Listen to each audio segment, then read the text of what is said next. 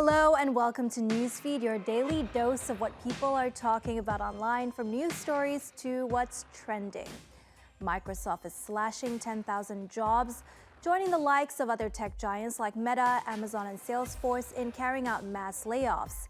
It's an attempt to trim costs amid a huge market downturn. Microsoft says the layoffs are necessary due to a post-pandemic shift in digital spending habits and a weak global economy. The company is grappling with a slump in the personal computer market as demand slows for Windows and its accompanying software. Declining demand has also hit Microsoft's cloud computing platform Azure. The software titan reportedly sacked about 1,000 employees last year, but its latest layoffs are seen as its most significant yet and will be carried out by the end of March.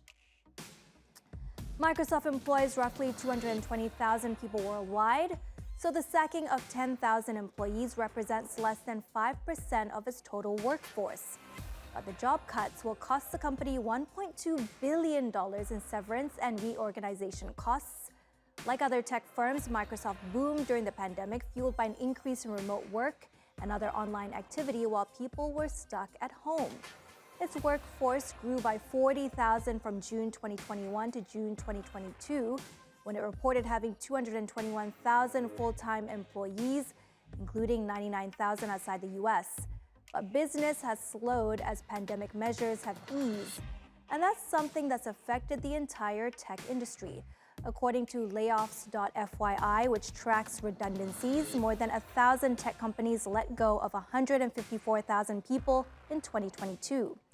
And we're only 3 weeks into 2023, and more than 37,000 people in the tech sector have lost their jobs.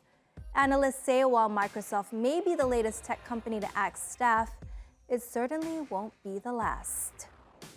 It is pretty easy for most companies to cut 10 to 15% of their employee base right now, particularly after the run in hiring that we saw over the last 2 years, and not really skip a beat.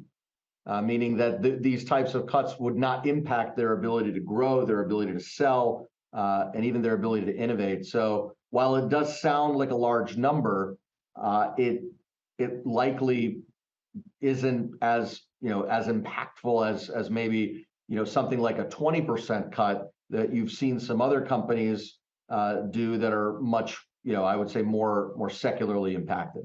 So like tech analyst Alex Zukin said there, the layoffs don't mean that the industry is stagnating. It just means that tech firms are trimming costs in one part of their business and putting money towards research or products they deem more promising and profitable. In fact, with all the buzz around ChatGPT since its launch last month, Microsoft is reportedly mulling a $10 billion investment in the chatbot.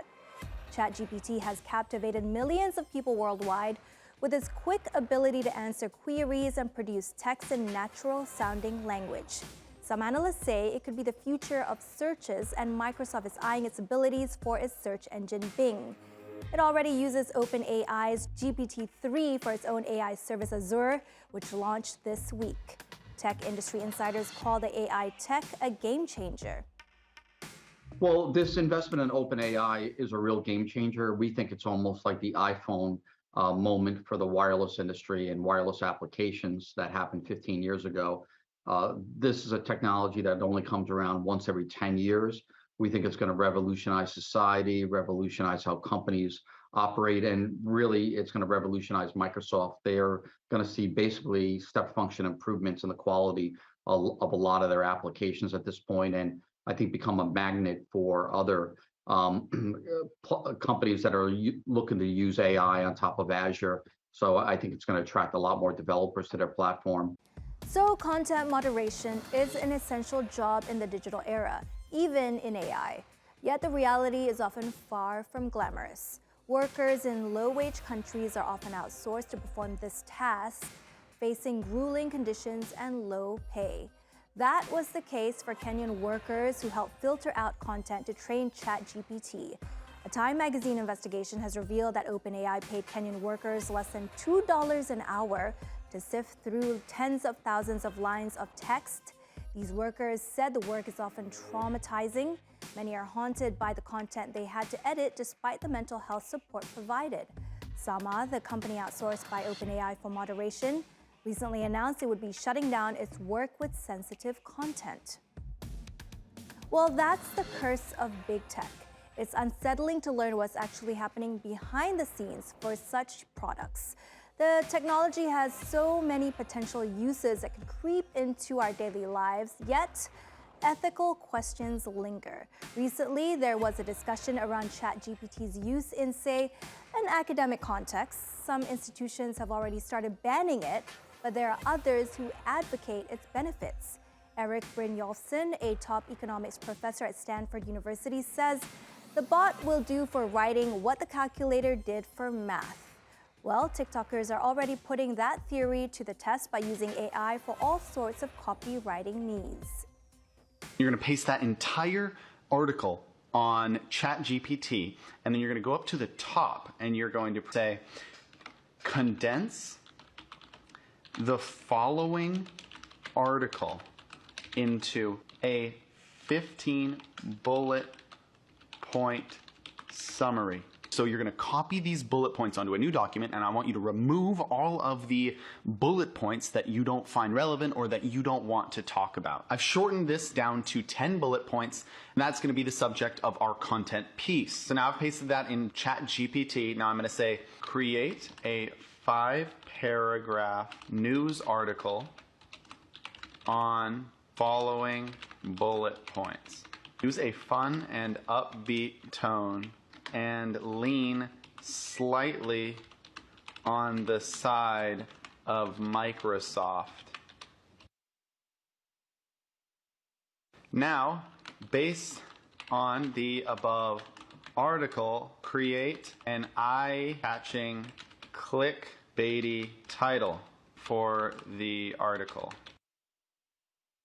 Give me 10 more options.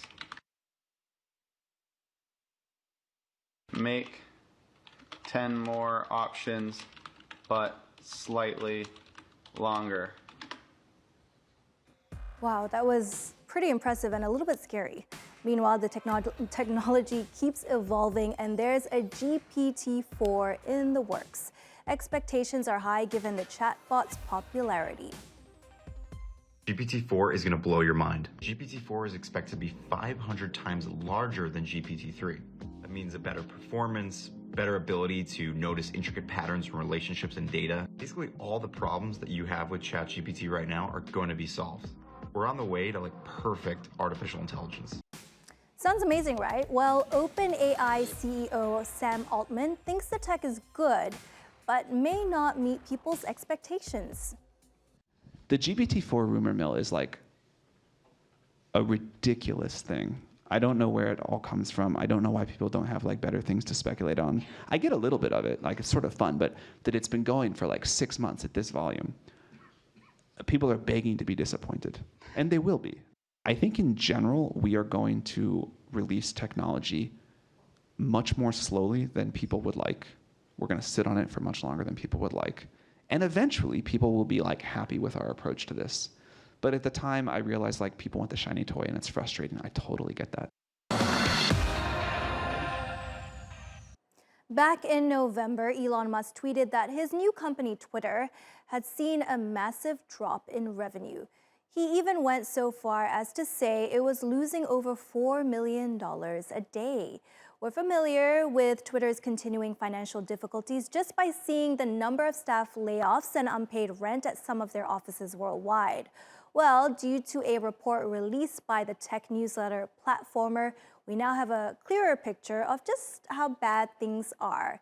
Twitter has suffered a 40% drop in revenue from this time last year, down from $13.3 million a day to just $8 million.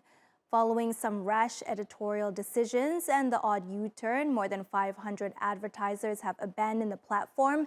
Many didn't like the relaxing of content moderation rules. Now factor in all the interest Musk has to pay off following the $44 billion acquisition of Twitter, and it's beginning to look like a perfect storm.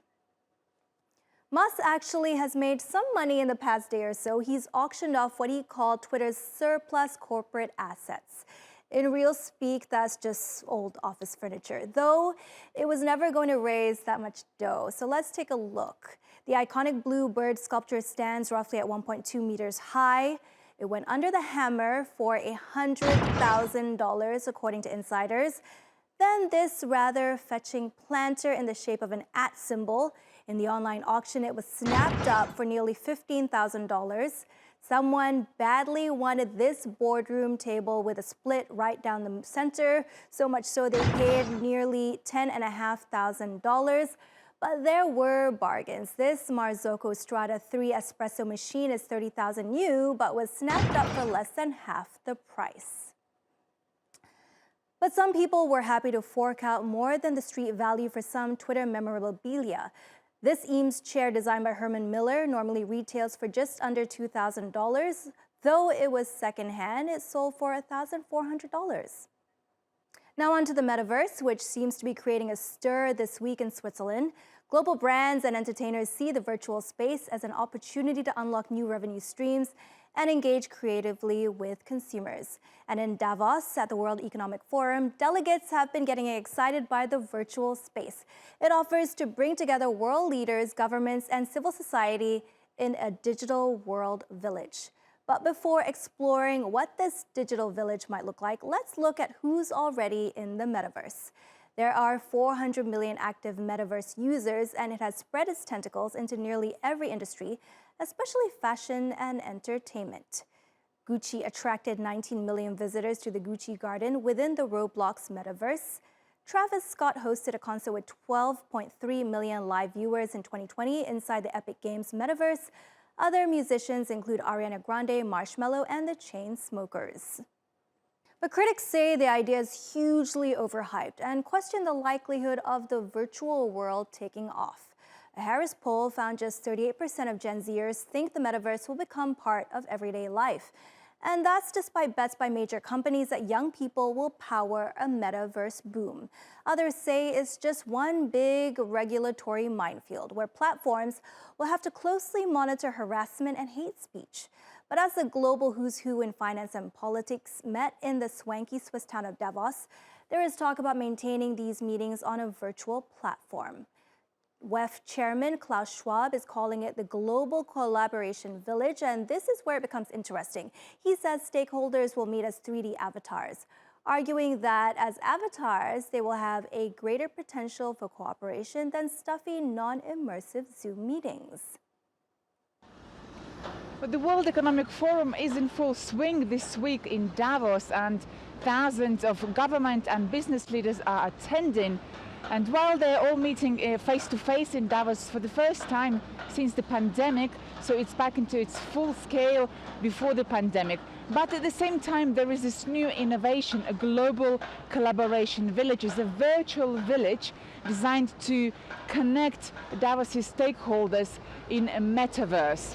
So this village has received mixed reactions on social media. For example, many users on Twitter, like the True North Center, posted the news that the World Economic Forum's founder, Klaus Schwab, reassured that the village can be trusted because Interpol was on board. But there were others, of course, like, for example, Nokia, a huge company, one of the partners of this village, and they announced that they were proud to be a part of it. So while many users appeared to like the idea of this village, they also remain skeptical about how useful it will be.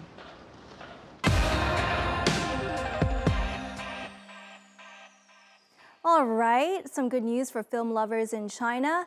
After 3 long years, Marvel movies are returning to the big screens.